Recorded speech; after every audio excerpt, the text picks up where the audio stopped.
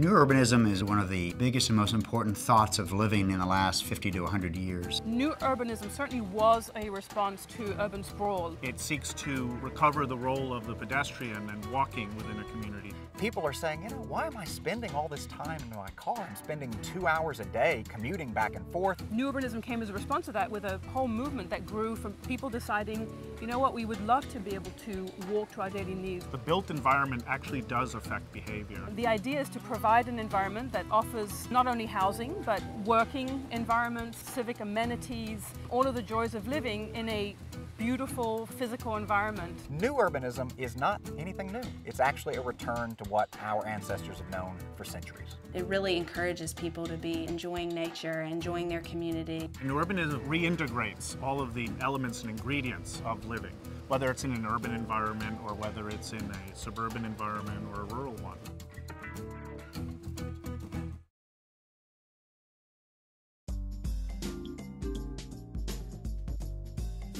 Hi, I'm Ashley Heath, and this is New Urbanism.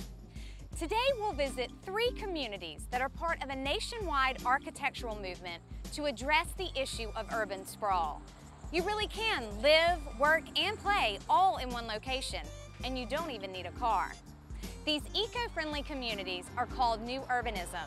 And first up, in the heart of Atlanta, Georgia, is Atlantic Station. As we have grown upward and outward here in Atlanta, we've now consumed land at an alarming rate. Atlanta consumes about 100 acres a day for development. That's 100 acres of field, farmland, of forest that's being consumed. Atlantans drive more than anyone else, and so we as a region drive close to 110 million miles a day. How much is 110 million miles? That's enough to go from the earth to the sun and start heading back every day. We do that as a region. Atlantic Station sits on the former site of the Atlantic Steel Mill, which was 140 acres. On that 140 acres, we will build about 6 million square feet of office. That's about 3 or so Empire State Buildings, about 5,000 residential units, entry-level, starter home, to townhomes, to lofts, to penthouse condos, about 2 million square feet of retail. That includes some shops and restaurants. We even have a grocery store with a shoe store on top. So that one building, you've got meals and heels. You can get milk and a pair of pumps all on one stop. And then ideally we'll have about 3 or 4 hotels and about 1,000 hotel rooms. The reason why we moved back in the town from the suburbs was because when we moved out into the suburbs, we felt like we had to get in a car to go do anything that we wanted to do, whether we were going to the restaurants or going to go to the gym and work out. But then we were really excited when they announced that they were going to be building these new developments over here in Atlantic Station, where everything was right there in one place. So we could wake up in the morning, go get a nice cup of coffee, walk around, go to the gym, get a good workout in that day, have lunch somewhere, and then go to the grocery store, make dinner at home if we wanted to. And that was all within, you know, a stone's throw, everything right there in one place. So it's just been a tremendous convenient factor for us. I find it to be extremely family-friendly and child-friendly. She just woke up. She's got that leg.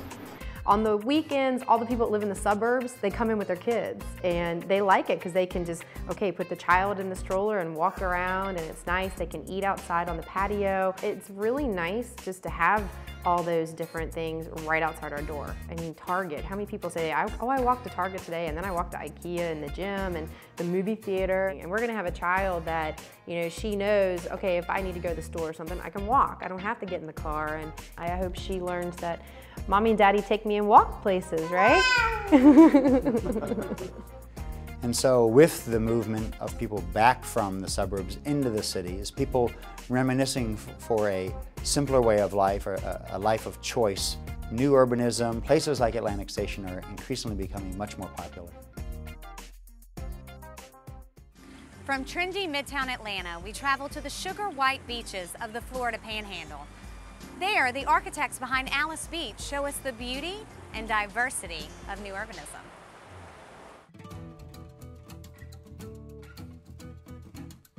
My grandparents, Elton and Alice Stevens, in the 1940s and 50s, they would make the long trip down from Birmingham, which I'm sure was fairly treacherous.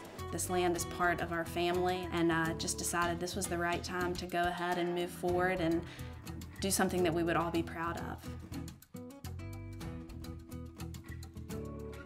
I'm Marianne Corey Vogt, and I am half of the town architect team at Alice Beach. My husband, Eric Vogt, is my partner and co-town architect. We've been working on the project for a little bit more than 5 years. Alice Beach is comprised of 158 acres, 20 of which have been deeded over to preserve. Keeping in mind that we would have about just shy of 900 houses in all, live works, it will be a real little town with a town center, areas that are interspersed throughout the community for civic and common uses such as pools, recreational centers. One of the strongest aspects of Alice Beach as a sort of model new urbanist town is that its durability, its lasting nature, its lasting quality is what ultimately will save the most energy over the course of generations.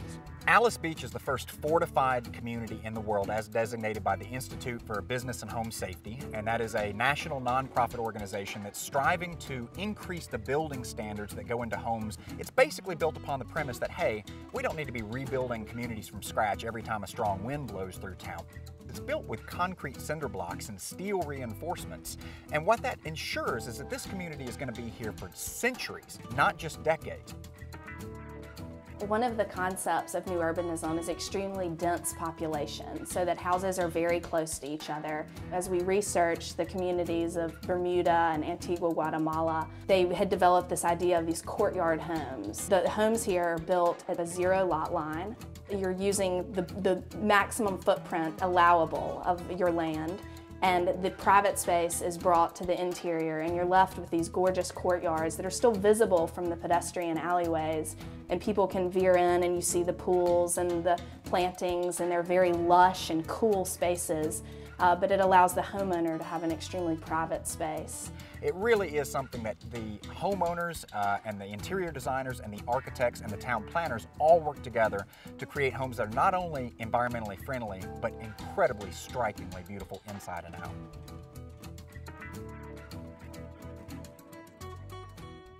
So how do you build a new urbanism community in the middle of a rural countryside?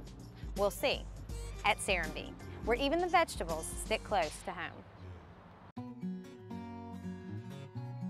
Chattahoochee Hill Country as an area is 65,000 acres. So this is a large green mass on the edge of one of the fastest growing urban centers in America. Serenbe now is the next evolution of new urbanism because we brought in environmental components. We have brought in the land preservation right in the same development with the more dense housing. The whole idea of having dense pods of development, and then you can save large geographic areas. Serenbe is a very green community. You start with our land plan. It's very obvious how green we are because every house backs up to a preserved forest, a wildflower meadow, an organic farm, or a pasture with animals grazing. All of our buildings are required to be Earthcraft certified, which is the high residential certification, environmental certification in this area. We're sitting now at the Blue-Eyed Daisy, which is a Silver LEED certified building. And we are one of the farm-to-table restaurants, which is your real, true green. And we're eating what's grown within a mile of where we're actually consuming the food. When the opportunity came here at Serenbe, I said to my husband, call off the dogs, pack the bags, we're moving to Serenbe. We're going to have a restaurant with a farm. The Serenbe Farms is an organic farm, a certified organic farm. So it actually puts us in a class of very unique farms. Not only are the vegetables picked and so fresh, but the fact that they're organic as well. I'm the luckiest chef ever because I could go out to the farm and she can hand me an eggplant and say, this is what I have to offer you, for delivery tomorrow morning. And to me as a chef, I think my purpose is to really accentuate what vegetables come from the farm, cook them properly, at times be a little creative, and get them to the table. So, the restaurant's just a vehicle, is what we are, simple as that. Paige grows it, we cook it, the guests eat it. I mean, it's as simple as that.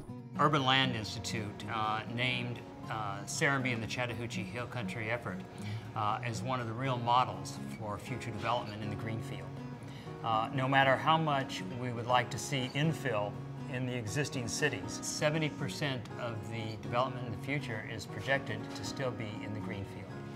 So Serenbe is an excellent example of how we can both preserve our natural environment and accommodate the housing demands of the future.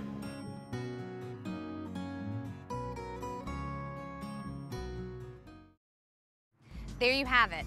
New urbanism is forward-thinking community design that's healthy, sustainable, and eco-friendly. With more than 600 communities across the U.S., there's a lot to explore. Join us next time on New Urbanism.